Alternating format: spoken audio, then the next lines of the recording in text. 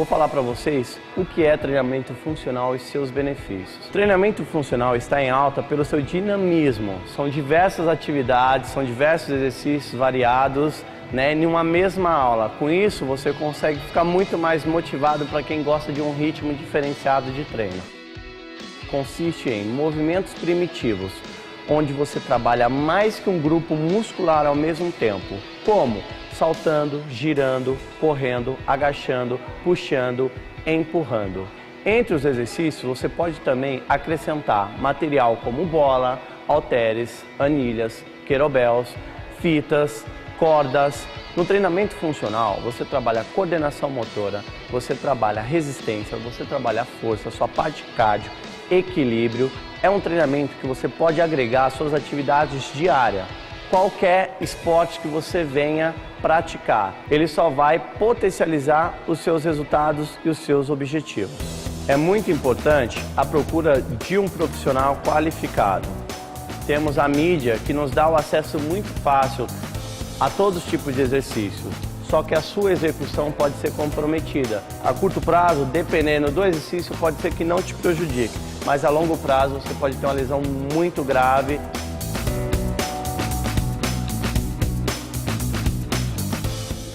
Pessoal, essa atividade pode ser praticada em academias, ao ar livre, em casa, mas é muito importante o acompanhamento de um profissional da área. Até a próxima!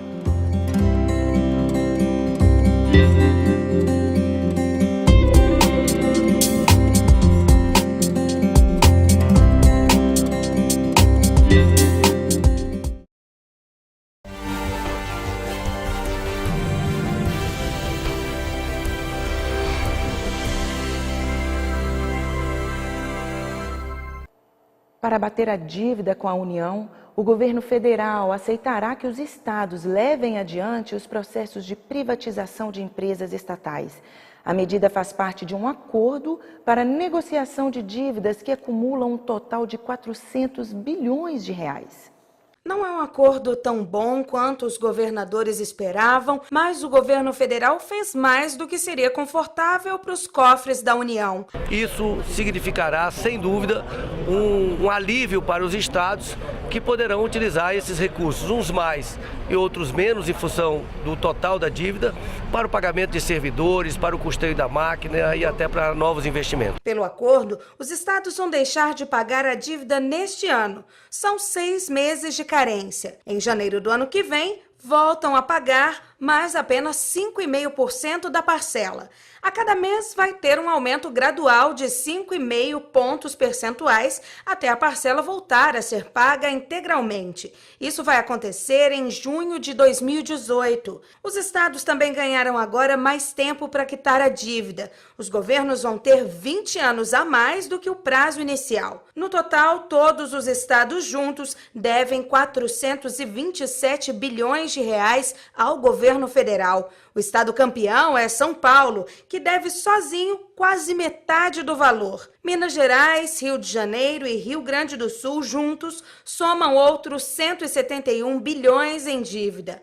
Os 4 estados são responsáveis por mais de 88% da dívida. Ficam apenas mais 50 bilhões e meio na soma da dívida de todas as outras unidades da federação.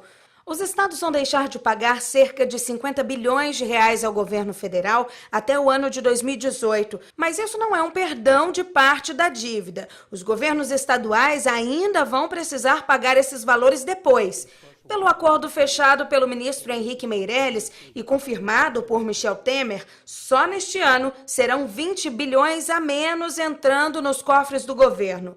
Mas a Fazenda diz que essa perda já estava prevista no orçamento que calcula um déficit de 170 bilhões de reais para 2016. Houve uma demonstração clara dos governadores de que estavam participando de um esforço coletivo para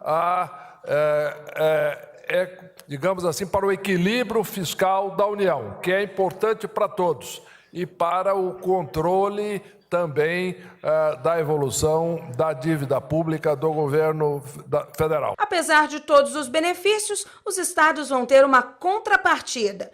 Concordaram em ser incluídos na medida do governo federal que impõe um limite para o crescimento de gastos públicos. Assim, os estados também vão estar obrigados a obedecer a um teto para as despesas anuais. Temer pediu ajuda aos governadores para garantir a aprovação da medida no Congresso. É com grande satisfação que nós todos podemos chegar a este acordo num concerto federativo.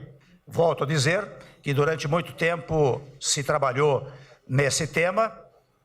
Nós próprios temos, ao longo do tempo, dito que se faz indispensável uma revisão do Pacto Federativo e nós queremos, ao depois, mais adiante, propor uma fortíssima revisão do Pacto Federativo que conceda maior autonomia aos estados e, em consequência, maiores recursos. Temer também se reuniu com o governador em exercício do Rio de Janeiro, Francisco Dornelles, e garantiu que vai liberar uma ajuda extra de quase 3 bilhões para o estado. Na semana passada, Dornelles decretou estado de calamidade pública no Rio de Janeiro por causa da grave crise econômica que o estado enfrenta. O preço médio da banda larga fixa caiu em 71% em 6 anos. É o que aponta o relatório da Agência Nacional das Telecomunicações, a Anatel. O número de prestadores de banda larga fixa cresceu, o que ampliou a competição e resultou em redução de valores para o consumidor. No relatório anual da Anatel, referente ao ano de 2015, dados mostram que o preço médio da banda larga fixa caiu 71% em 6 anos. A Agência Nacional de Telecomunicações usa como base de comparação o cálculo do preço médio pago por 1 megabyte por segundo. Enquanto que no ano de 2010 o consumidor gastava em média R$ 21,18, em 2015 o preço passou a ser de R$ 5,98 por megabyte por segundo. De acordo com a agência, o número de prestadores de banda larga fixa cresceu 137% entre 2010 e 2015. Com isso, o ano passado fechou com 5.555 companhias ofertando serviços de internet fixa. A ampliação da competição ocorreu devido à simplificação do regulamento de SCM, os Serviços de Comunicação Multimídia de 2013, que reduziu o valor de autorização de R$ 400 para R$ 9.000. Os Correios anunciam reajuste de 10,64% em tarifas postais para serviços nacionais e internacionais. A expectativa é de arrecadar cerca de 60 milhões a mais por mês para recompor a perda inflacionária.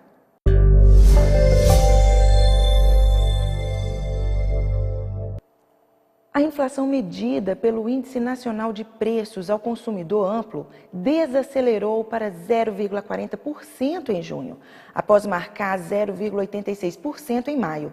Os dados são do Instituto Brasileiro de Geografia e Estatística, IBGE.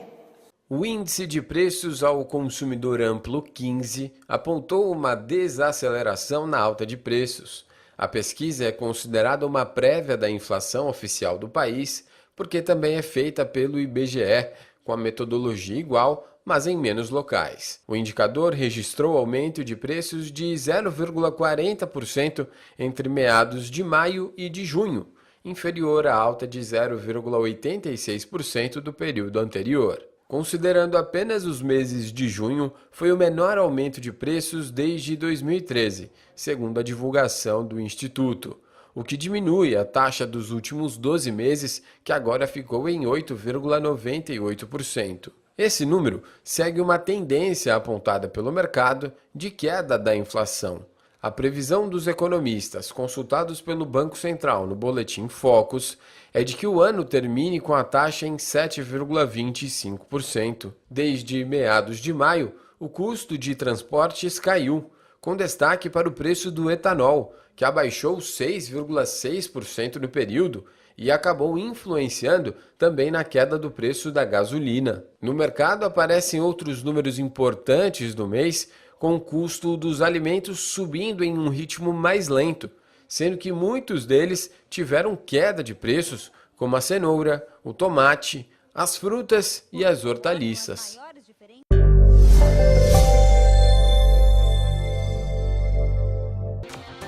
Nessa edição você viu: presidente interino Michel Temer anuncia importação de feijão para combater a alta de preços.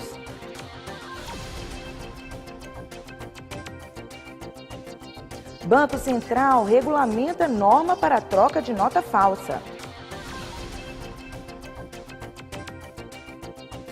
Coca-Cola, Pepsi e Ambev fecham acordo e param de vender refrigerantes nas escolas. Comerciantes acumulam estoque devido à crise econômica.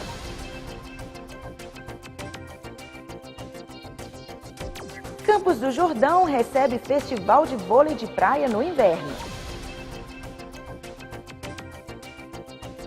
Esses são alguns dos destaques mais importantes dessa edição. Você pode rever todas as nossas reportagens em repórtersetorial.com. Acesse, compartilhe. Visite também a nossa página no Facebook, Instagram e o nosso canal no YouTube. Temos um encontro marcado de segunda a sexta ao meio-dia e aos sábados e domingos às 11 da noite. E lembre-se, a boa notícia é: quando Jesus voltar, todo olho verá. Grande abraço e até a próxima!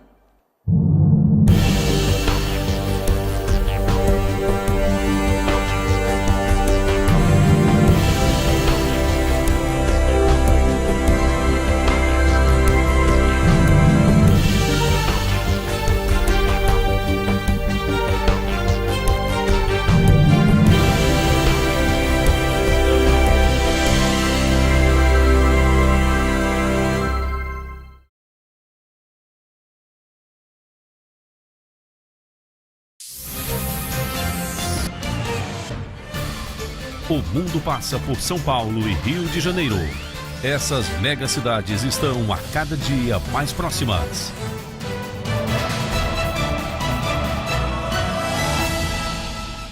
A rodovia Presidente Dutra é o caminho que liga a cidade maravilhosa à maior capital do país. E bem aqui, entre São Paulo e Rio, o nosso jornalismo registra e conta os fatos mais importantes. Em dias de racionamento de água, o que vale é a criatividade.